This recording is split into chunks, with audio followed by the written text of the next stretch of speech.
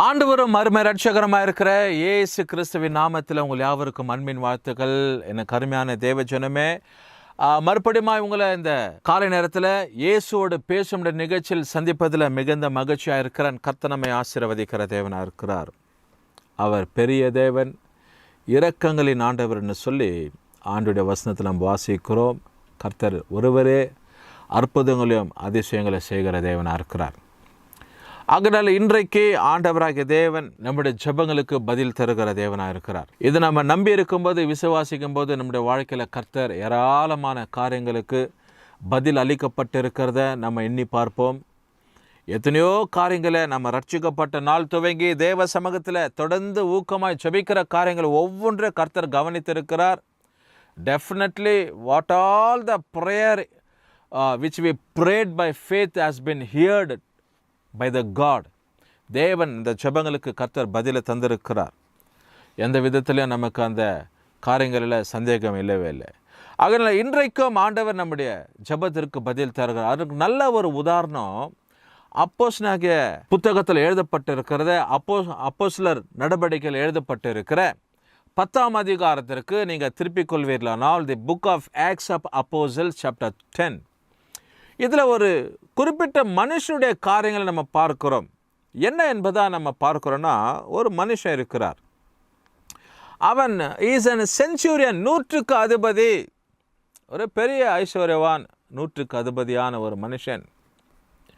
இவன் ஒரு பட்டாளத்தில் இருக்கிறதான ஒரு சூழ்நிலை. இத்தாலிய பட்டாளத்தில் வாழ்கிறதா ஒரு மனுஷன் பட்டாளத்தில் இருக்கிறான், ஆர்மியில் இருக்கிறான். இப்போ இந்த மனுஷன் எப்படிப்பட்டவனா, அவனுக்குள்ள நாம் அதிகாரத்தில் இருக்கிறோம், ஆட்சியில் இருக்கிறோன்ற கர்வம் அவனுக்கு இல்லை. Is not having a head weight that is in army leader, is a chief of the leader, chief of the army. Like அப்படிப்பட்ட இல்லாதபடிக்கு இவன் எப்படிப்பட்ட ஒரு மனுஷன் என்றால், பாருங்கள், வசனத்தில் நம்ம வாசிக்கிறோம். 10ஆம் அதிகாரத்தை நீங்கள் எடுத்து வாசிப்பிடலானால் 1லிருந்து நீங்கள் வாசித்து பார்க்கும்போது இதில் ரொம்ப அழகாய் சொல்லப்பட்டு இருக்கிற ஒரு காரியம். இந்த மனுஷன் தேவனுக்கு பயப்படுகிற ஒரு மனுஷன், எ ஃபியர்ஃபுல் மேன், தேவனுக்கு பயந்து இருக்கிற மனுஷன்.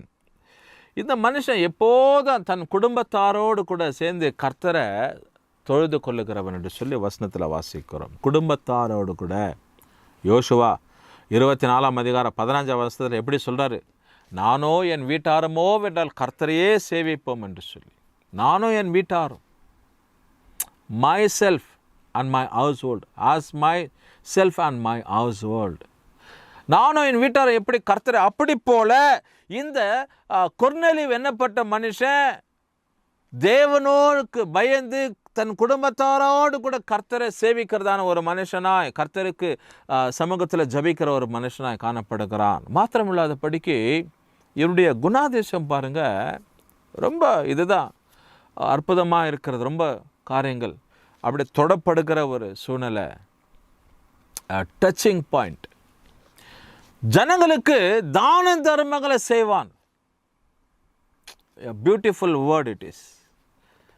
இன்றைக்கு காலகட்டத்தில் சொந்த சகோதரனை, அண்ணன் தம்பியை என்ன பண்ணுறதில்ல, மதிக்கிறது கிடையாது.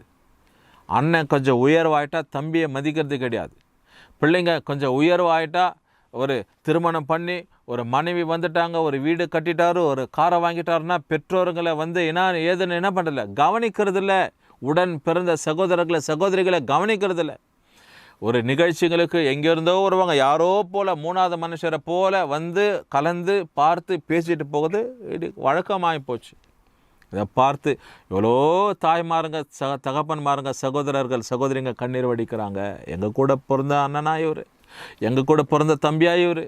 அன்றைக்கி நாங்கள் படிக்கும்போது நாங்கள் பணத்தை சேர்த்து அவருக்கு கொடுப்போம் படிக்கிறதுக்காக. இன்றைக்கி அவருக்கு உயர்வு, அந்தஸ்து, பதவி, அவருக்கு பட்டம், அதுக்கு பிற்பாடு மனைவியெல்லாம் வந்துட்டதுனால இன்றைக்கி அவர் எங்களை கவனிக்காமல் போகிறான்னு சொல்லி எத்தனை குடும்பம் வேதனைப்படுறாங்க. இல்லை, பணம் எவ்வளோ வந்தாலும் நம்மளோட குணம் மாறவே கூடாது. மற்றவங்களுக்கு உதவி செய்யணும், சொந்த சகோதரர்கள், அண்ணன் தம்பிக்கு உதவி செய்யல. ஆனால் பாருங்கள், இந்த மனுஷன் அந்த நாட்களில் 7 ஜனங்களுக்கு, இல்லாத பட்டவர்களுக்கு உதவி செய்ய மிகுந்த தான தர்மங்களை செய்திருக்கிறார். He was offered plentifully for the unknown persons.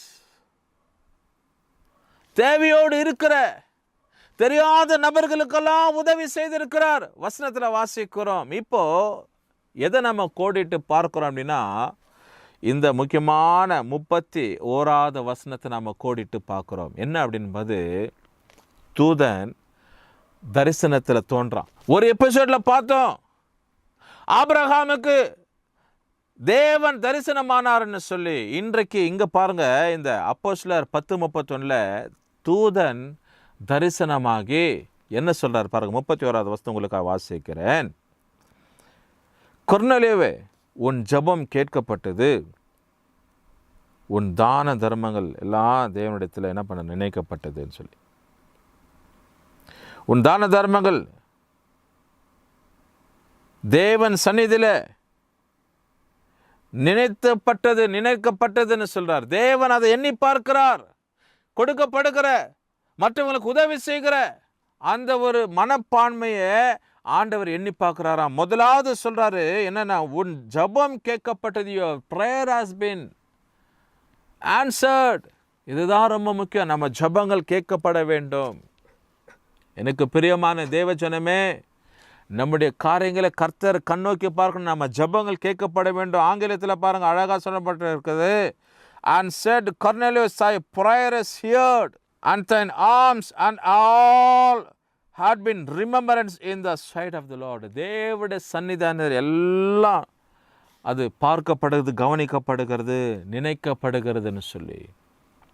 இன்னைக்கு நம்முடைய சூழ்நிலைங்க, நம்முடைய காரியங்கள் இப்படியா இருக்கணும். தேவன் உகந்த, தேவன் அதற்கு சாட்சி உள்ளவராக, தேவன் அதற்கு சாட்சி இருக்கிறவராக, தேவன் எண்ணி பார்க்கிறவரா, தேவன் அதை நினைக்கிறவரா நம்முடைய காரியங்கள் இருக்க வேண்டும். இன்னைக்கு அருமையான தேவஜனமே, நம்முடைய ஜெபங்கள் கேட்கப்பட வேண்டும். முதலாவது. இரண்டாவது, நம்முடைய தான தர்மங்கள்.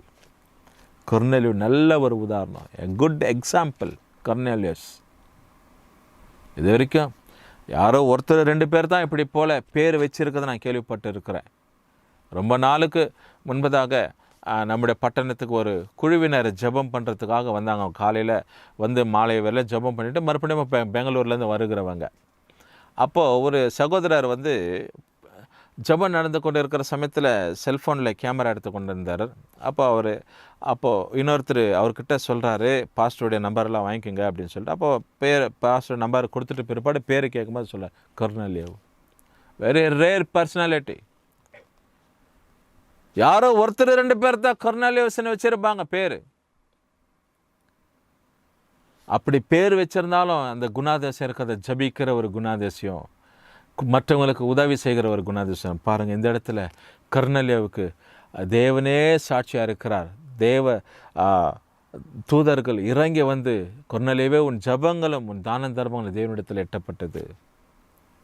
தேவன் எவ்வளோ பிரியமாக இருந்திருப்பார், கொர்நேலியு மேலே எவ்வளோ ஆசையாக இருந்திருப்பார் பாருங்கள். இன்றைக்கு அப்படி போல் நம்ம மேலே கர்த்தர் ஆசையாக இருக்கணும், பிரியமாக இருக்கணும். ஜெபம் பண்ணுவோமா? ஆண்டவர், அப்படி போல் எனக்கு எண்ணங்களை கொடுங்கப்பா. என் சிந்தனைகள், எங்கள் சூழ்நிலைங்க மற்றவங்களுக்கு உதவி செய்கிறதாக. ஆண்டவரே, கொர்நேலியு போல் நாங்கள் ஆண்டவரப்பா ஜபிக்கிற, எப்போதும் தேவனை நோக்கி ஜபிக்கிற, குடும்பத்தார் அனைவரோடு கூட கர்த்தருக்கு பயந்து ஆண்டவரை தொழுது கொண்ட ஜபித்த ஒரு மனுஷன் என்று சொல்லி நாங்கள் பார்க்கிறோம். அப்படி அவருடைய சூழ்நிலைகள் கையால் கர்த்தர் உதவி செய்யுங்க. நம்முடைய கர்த்தர் ஒப்பு கொடுக்கிறோம். ஆண்டவர் இயேசு நாமத்தில் ஜெபிக்கிறோம் நல்ல பிதாவே. கர்த்தர் உங்களை ஆசீர்வதிப்பாராக.